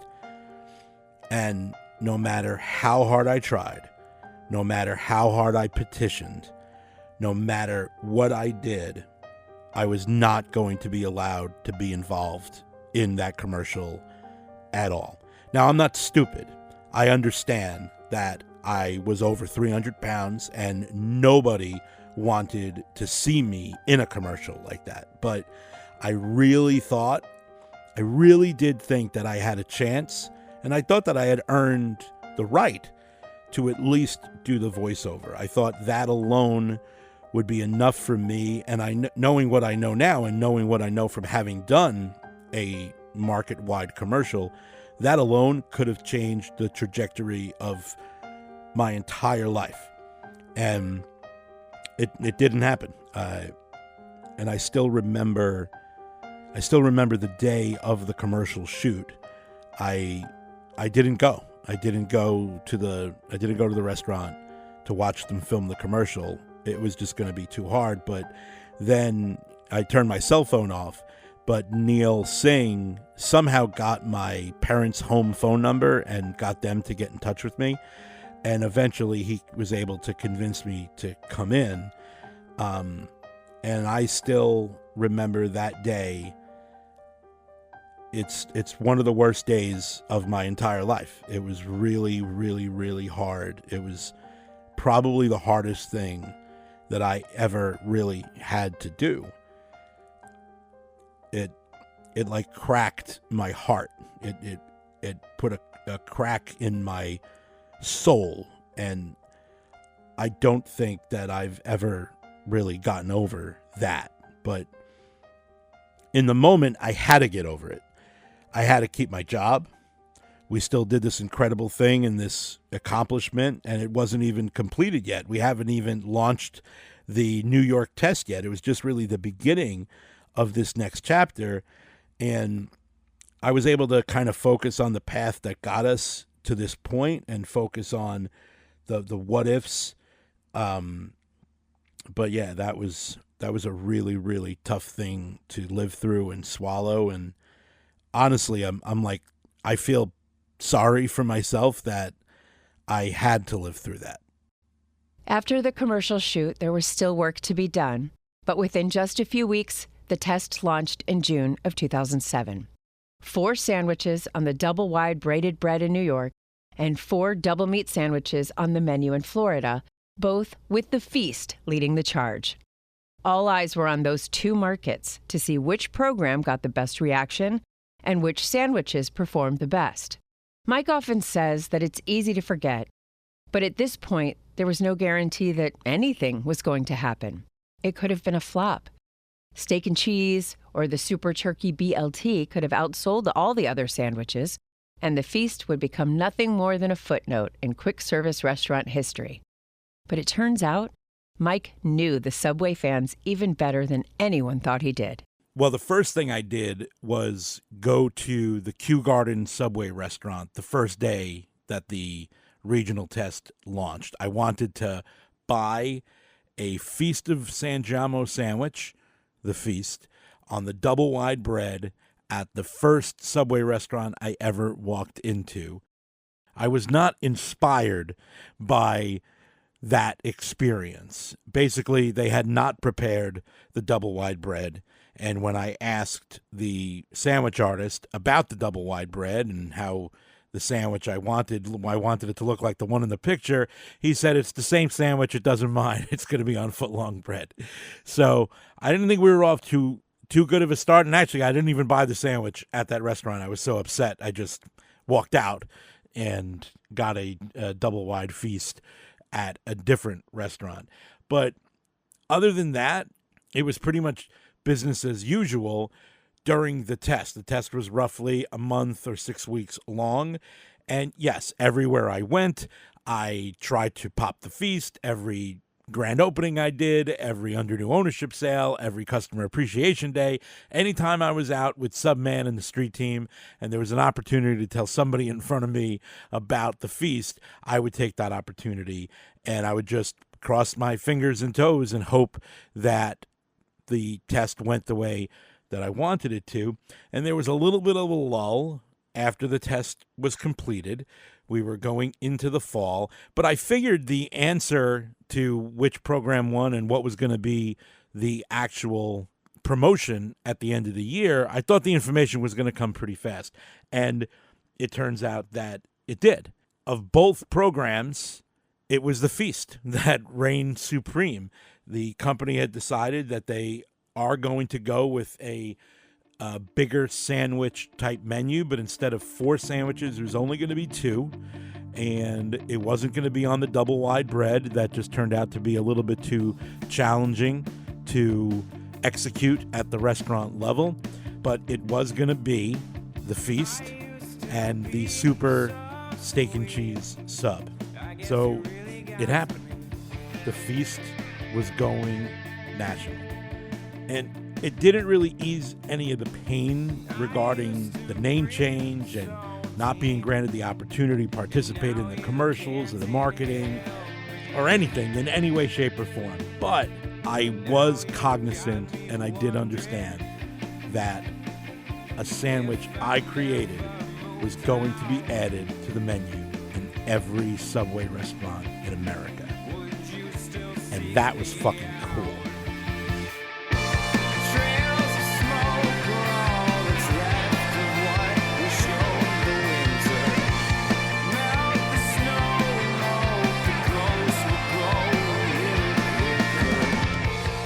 The Feast of Sangiamo podcast is a production of Hewitt Creek Media and written by Mike Sangiamo.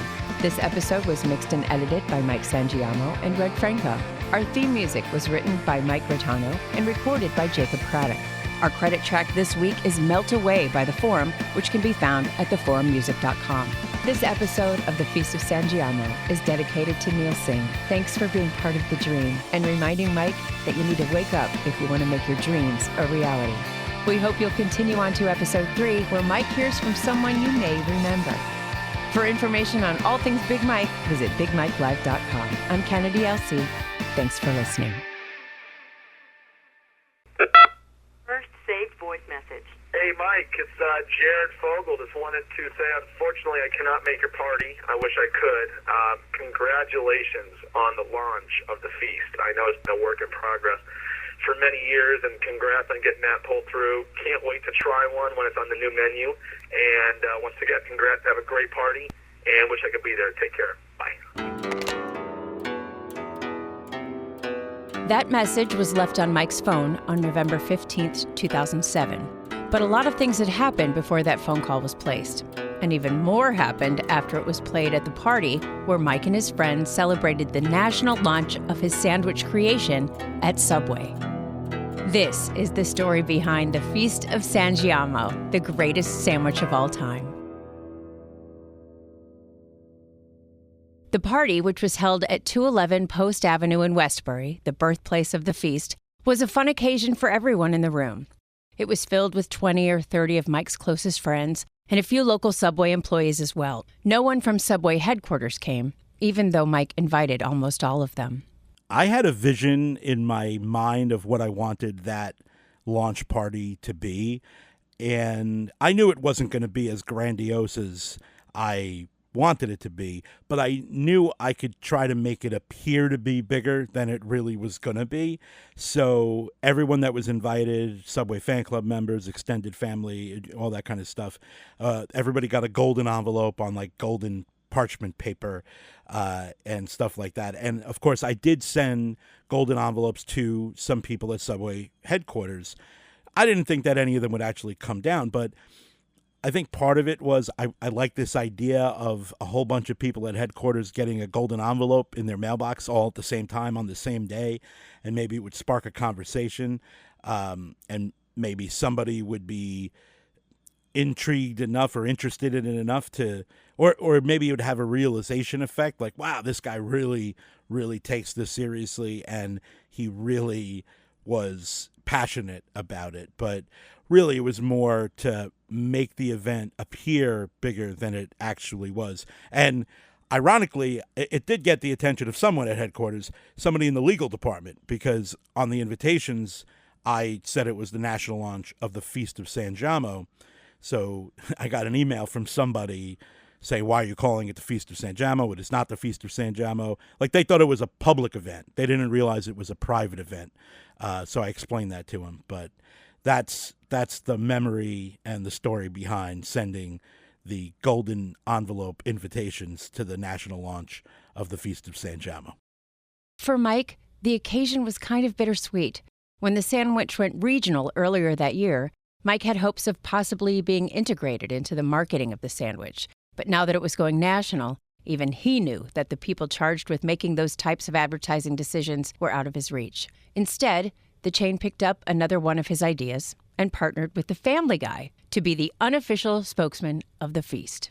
Right before we were going to start the regional test back in June of that year, I had one more idea. I wanted it to be like an event when someone would order the Feast of Sangiamo, or at that point, the feast. So I crafted this idea for there to be like a button, but I couldn't make a button that would like set a bell off. So I did it with like a CD track. I bought a boombox with a CD track, and we only did it at Post Avenue because the ad agency and nobody else thought this would be executable. But basically, whenever anybody would order the feast, they would click play on the track, and the track was something I made. There was a big bell that went off, and the Family Guy was very popular at the time, and Quagmire was a very popular character within the Family Guy. So when people would hit the button, the bell would ring, and I think it was my voice, "You just got the feast," something like that. And then at the end of it, it was Quagmire's voice going, "Giggity, giggity, giggity, all right." And that was it. And then it didn't matter because it was in one store, but that was part of conversations during the regional test of the Family Guy. Like, I had brought that to them, and I'm sure they had people in media that knew that this was a very popular thing at the time. But I was really kind of shocked when later on, when the feast went national, Peter Griffin was going to be in the commercial, and he would say a rhyme or a riddle about the feast, or a poem about the feast. And I remember, like, my biggest takeaway that I was like upset about was, like, you wouldn't let me be in your commercial, and in my mind, you won't let me be in the commercial because I'm fat.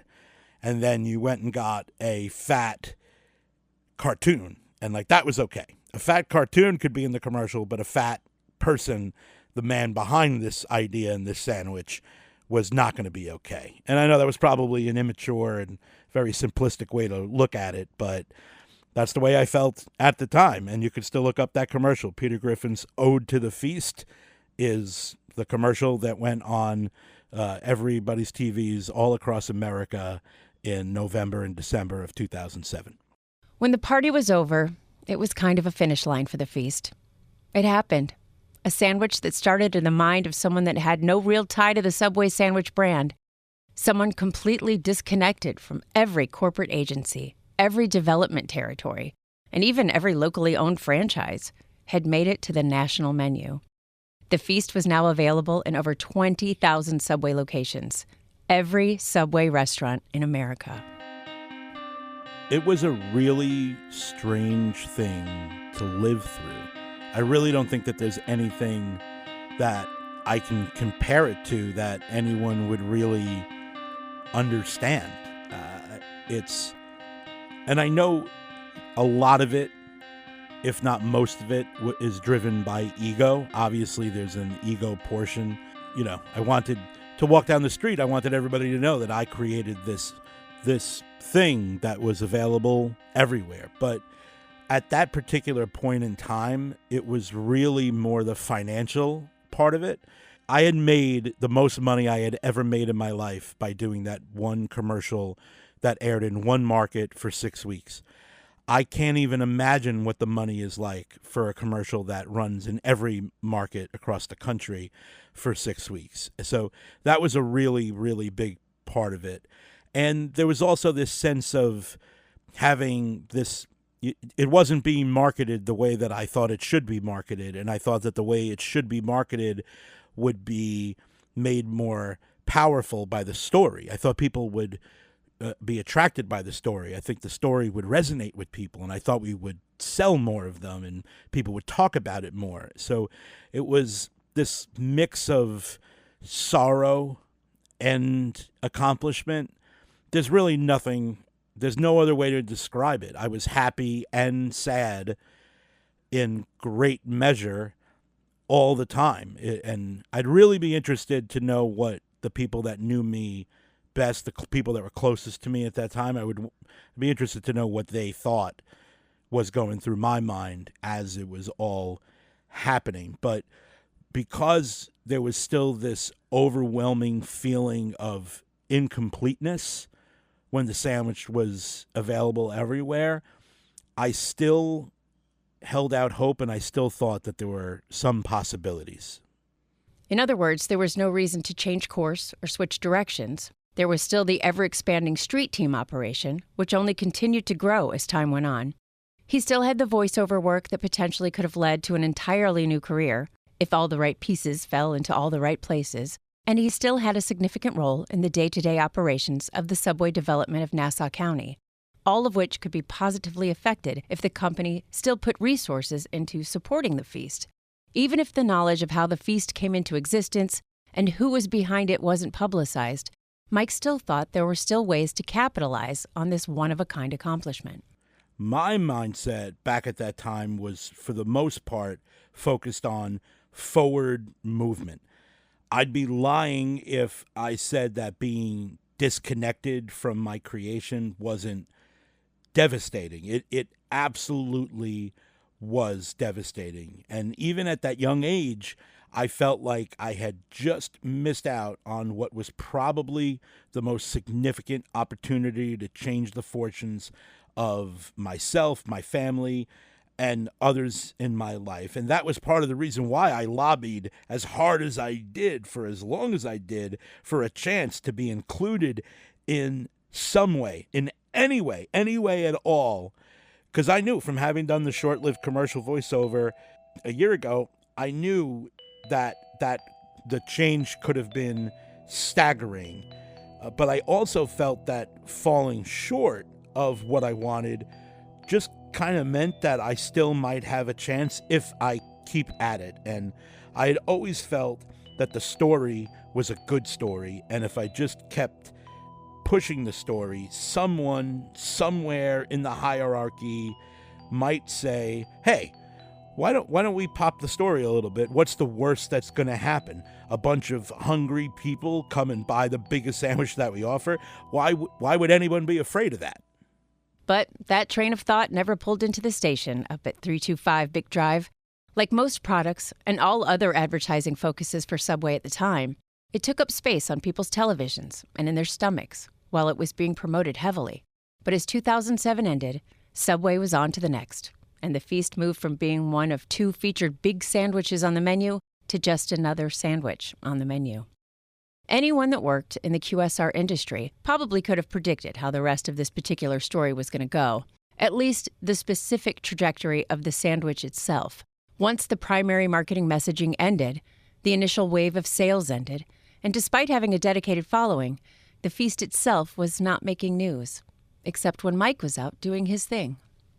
Those were definitely strange times. I'm out there doing events with the street team, more events than I had ever done before, going to more places doing events outside of New York, pretty much every single weekend, Friday, Saturday, sometimes doubles and triples. And while I didn't wear a sign on my forehead that said, I invented the feast, I did tell almost anyone that would listen to me at those events. But I knew I wasn't going to get anywhere trying to tell the story or even sell sandwiches one at a time or like door to door. And I felt that the only real way something big would happen is if something changed up at the corporate level and someone changed their mind. But like many other times in my life, my feeling was wrong. As Mike was busy doing his day job evaluating Subway restaurants, he received a call from Bernie. Bernie said, "You got a call here at the office from a guy named Paul Bisbee. He's the development agent down south. He wants to hire you to come speak at a meeting. You should call him when you can." Turns out that Paul Bisbee had read that article in the internal Subway to Subway magazine and just loved it.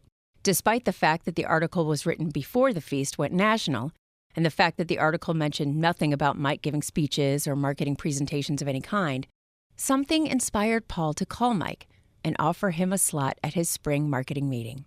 When I look back on it now, I was so unprepared for this phone call. I called Paul Bisbee back, and it turns out he is one of 3 Subway development agents that run the Southwest Georgia and Northern Florida and Southwest Louisiana territories. It's a big geography, lots of stores, and great guy. And he's been a development agent for so many years.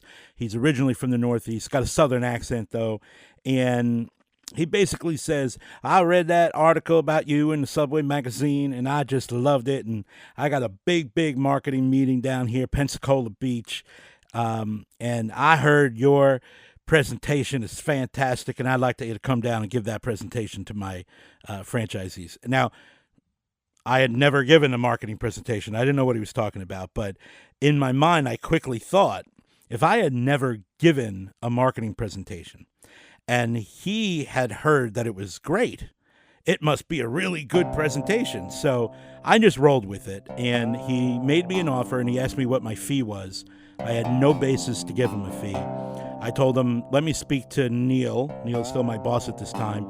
Let me speak to Neil if I can get the time off, and we'll work it out.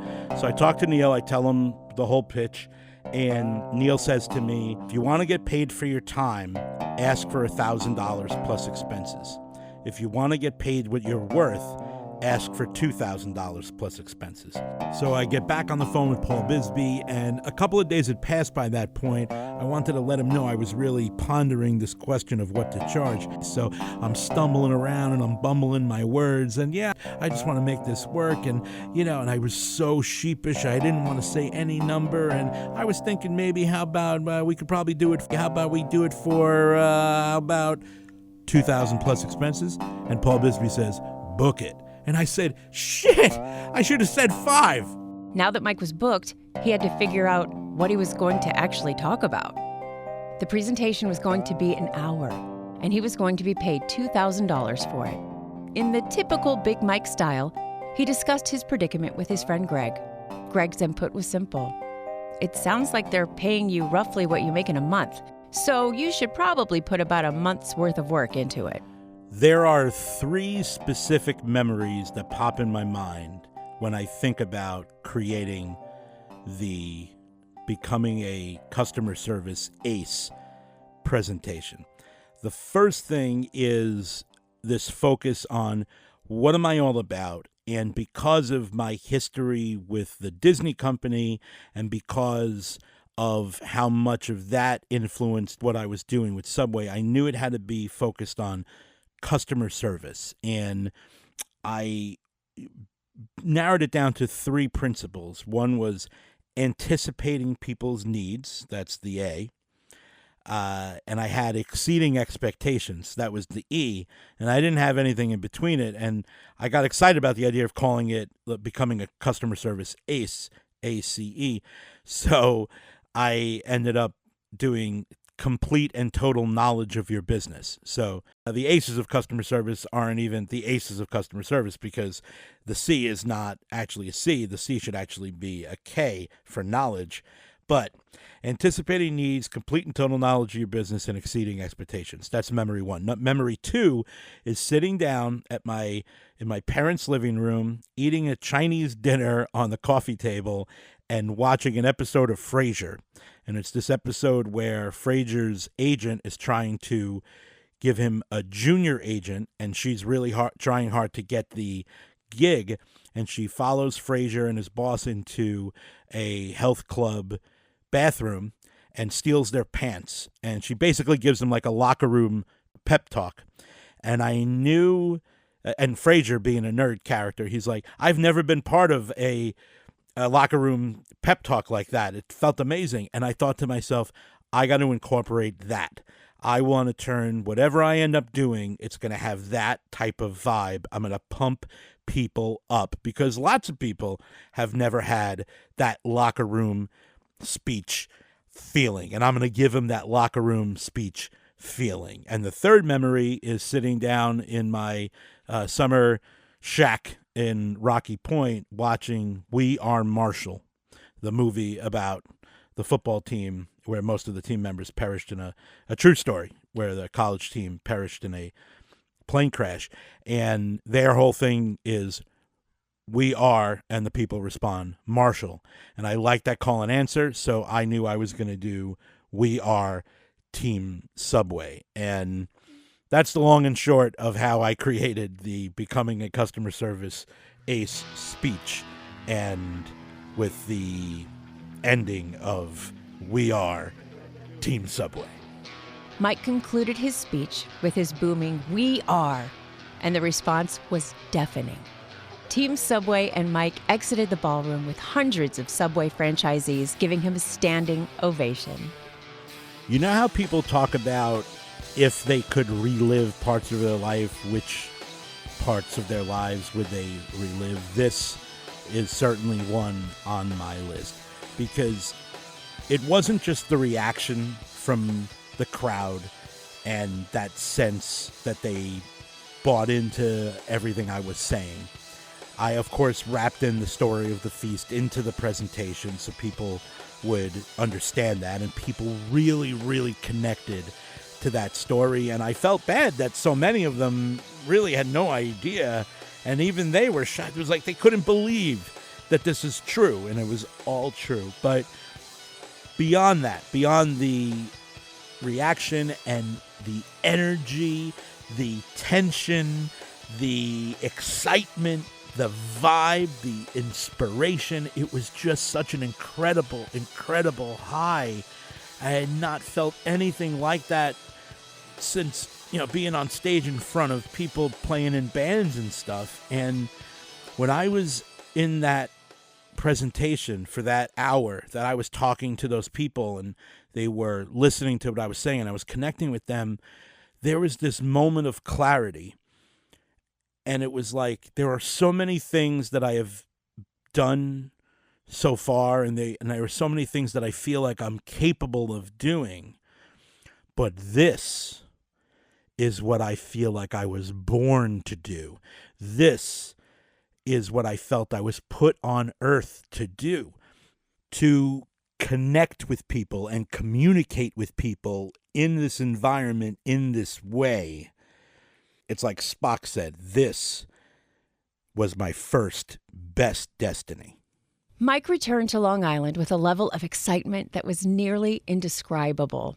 The feast was on the national menu. The Subway street team kept getting busier and busier. And he always felt that he was one phone call away from the next big thing in his career.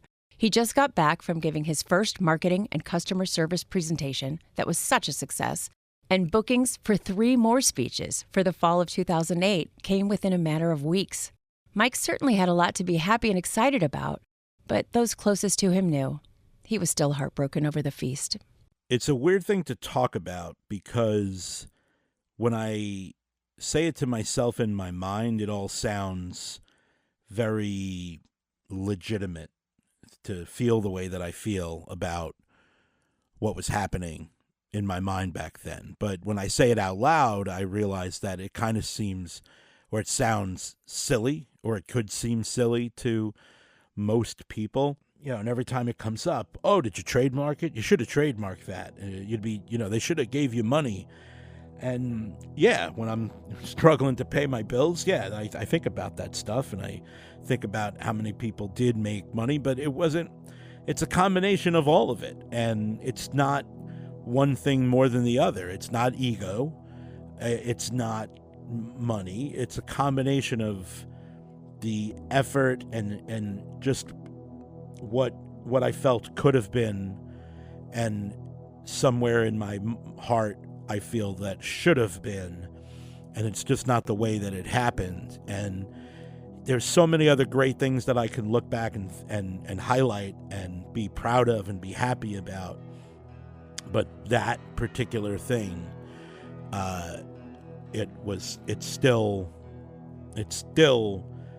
in there. It's still that part of me is broken, and I don't think that it'll ever really be fixed. I don't think it is fixable. I can't relive my 20s and 30s. I can't go back in time no matter what happens. But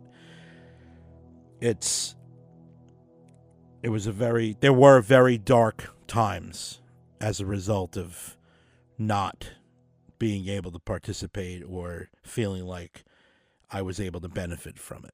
I hope that makes sense to other people.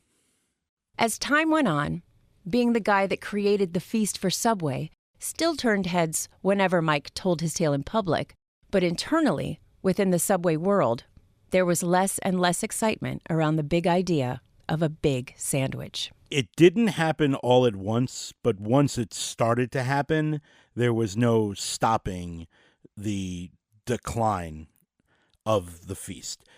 It from being the focus of all national media in November and December of 2007, then it moved on to just a regular menu panel, but there was a picture of the sandwich and a description of the sandwich. And then Subway updates its menus, I don't know, once a year or once every 2 years, something like that.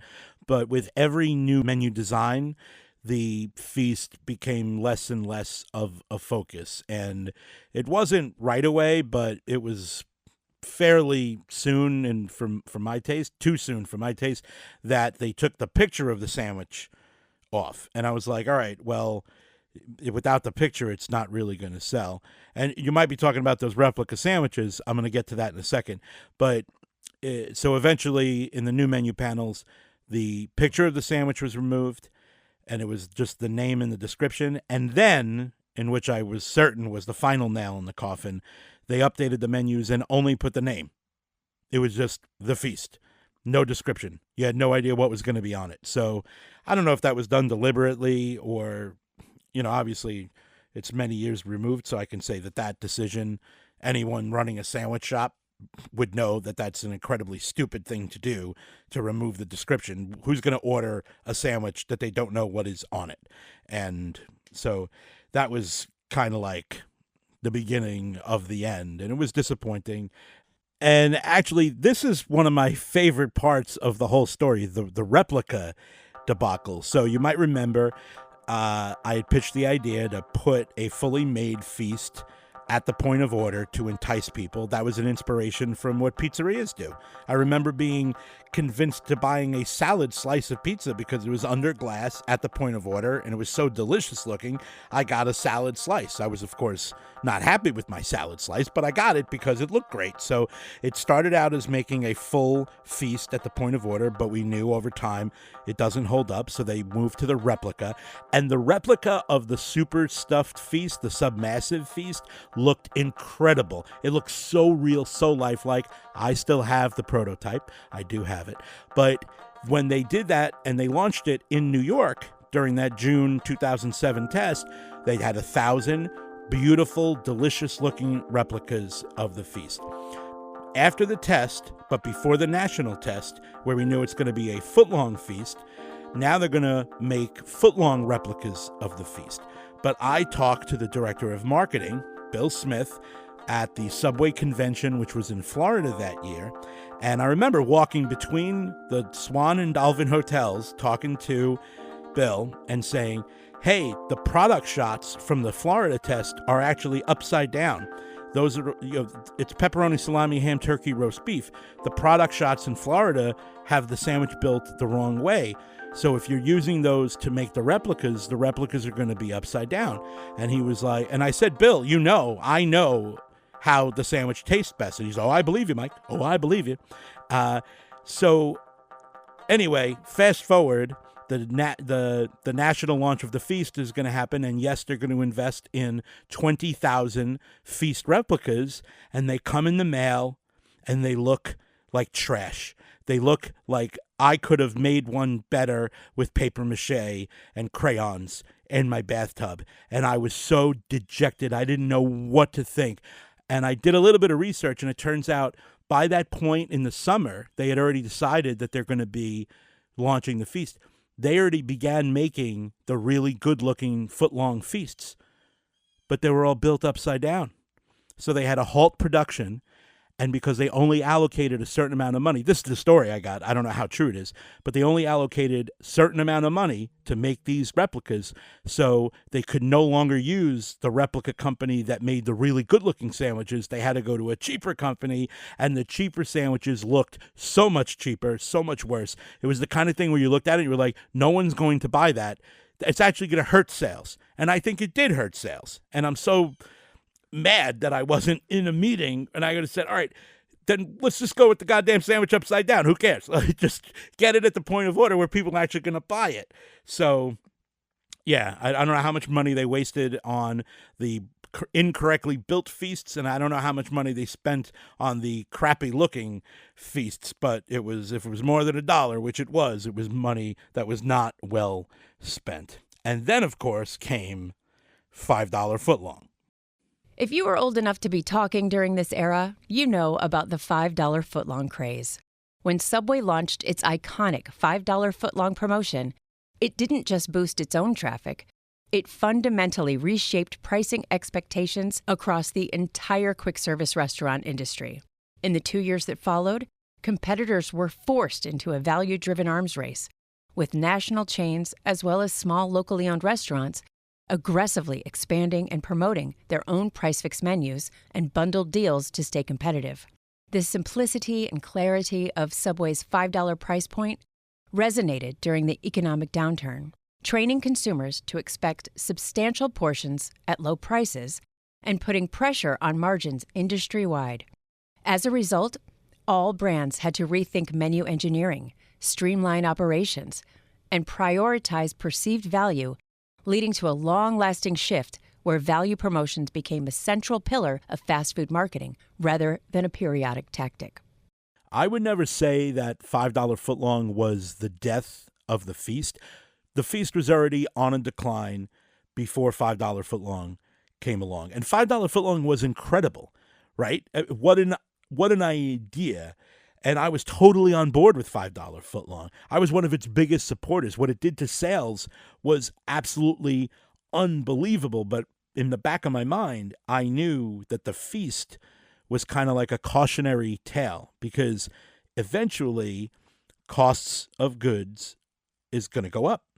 That's always happening. That's inevitable. And that $5 price point was just not going to be sustainable.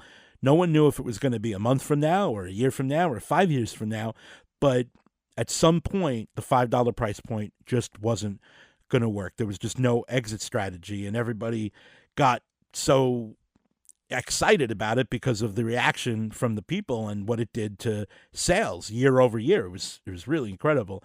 But then things became ridiculous. Try to redefine the menu, regular footlongs versus irregular footlongs.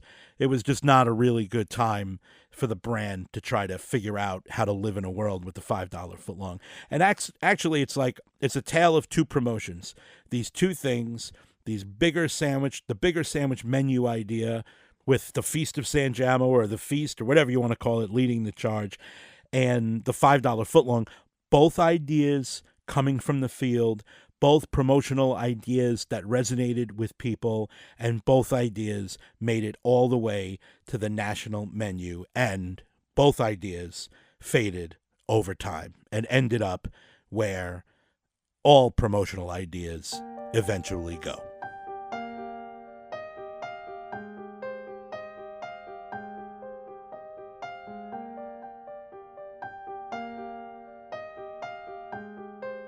In July of 2011, new menu boards were installed in all Subway restaurants in America. The Feast was no longer listed on the main menu.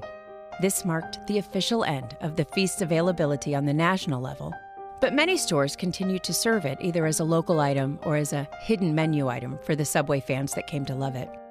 Many questions still surround the Feast of Sangiamo Sandwich and remains one of the most popular stories that Mike tells. Some of the more notable questions that get pondered and repondered include, if the entire run of the Feast happened during the social media age, would things have been any different? If the brand went all in on Mike, kept the name of the sandwich intact, and wove the true story of its creation into the marketing for the sandwich, would that have made it more popular? Would it have made it less popular? Did $5 footlong kill the Feast? These are all good questions, but as Mike often says, the Feast was like all once-in-a-lifetime things. It was both a product and a victim of the times in which it existed. A happy accident that changed the way the largest sandwich franchise in history did business, for better or for worse, forever changed the life of this charismatic fat kid from Queens who just happened to love Subway sandwiches. Now that it's been 20 years, what does the Feast of Sangiamo mean to me? It still serves as the best example from my life of what a small group of dedicated people, because it's not just me behind this, but what a small group of dedicated people can accomplish, the impact that can be felt and that can be very far-reaching. It still serves as an inspiration to me when I feel that I'm up against a challenge that I might not be able to, or if I don't feel confident that I can get something done, I think about that story. And yeah, there's always a reminder there's always this thought in my head of what my life could have been, but it might not have been good. There is part of me that thinks about a version of this story where I do get into the public eye, and if things don't go well, because there's obviously anybody that is in the public eye will tell you that it's not all it's cracked up to be. But really, as I get older, I kind of look back at it, and I think it's the best example from my life of when I was able to work with people and do something that people told me was completely impossible. But we did it. It's a story that, of course, I'll remember forever. It's filled with so many great memories of my friends and my family and people that I've really become so close with over the years. And it was a great, great, great time in my life. And it's just a great sandwich, and I still get it. Not only at Subway restaurants, I'll get it anywhere anybody's going to make it for me. I will get a Feast of Sangiamo. I will get pepperoni, salami, ham, turkey, roast beef, American and provolone cheese, just for a little extra Italian heritage, lettuce, olives, onions, green peppers, salt, pepper, mayonnaise, oil, and vinegar. Don't forget the oregano. That's the Feast of Sangiamo. Yeah. Now that's a sandwich. Subway. Eat feast. Counting me out early, but I ain't never fold. Yeah. Back against the wall, I was sleeping. sleeping on the floor, cold night, same hoodie, praying for more. In 2022, the Feast returned to Subway menus as the Beast, then the 5-meat Italian. There's just as much chance that the Feast would have never been allowed to get as far as it did if anything had been different. Were there discussions at the highest level of Subway advertising executives about the true story behind the sandwich's creation becoming public knowledge? Was it even considered? If so, was there debate about it being a good thing or a bad thing? Maybe the answer to those questions exists, but it's more likely that no one will ever know. So I grind every day like I'm stuck in that place. I gave them hope when I ain't had none. Told my dogs we gon' shine, just stay down, we gon' The Feast of Sangiamo podcast is a production of Hewitt Creek Media and written by Mike Sangiamo and Greg Franco. This episode was mixed and edited by Mike Sangiamo and Greg Franco. Our theme music was written by Mike Rotano and recorded by Jacob Craddock. Our credit track this week is by Glisten, which can be found at glistenofficial.com. This episode is dedicated to John Tapper because every menu item has a story. keep going. You closer than you think. For information on all things Big Mike, visit BigMikeLive.com. I'm Kennedy Elsey. Thanks for listening.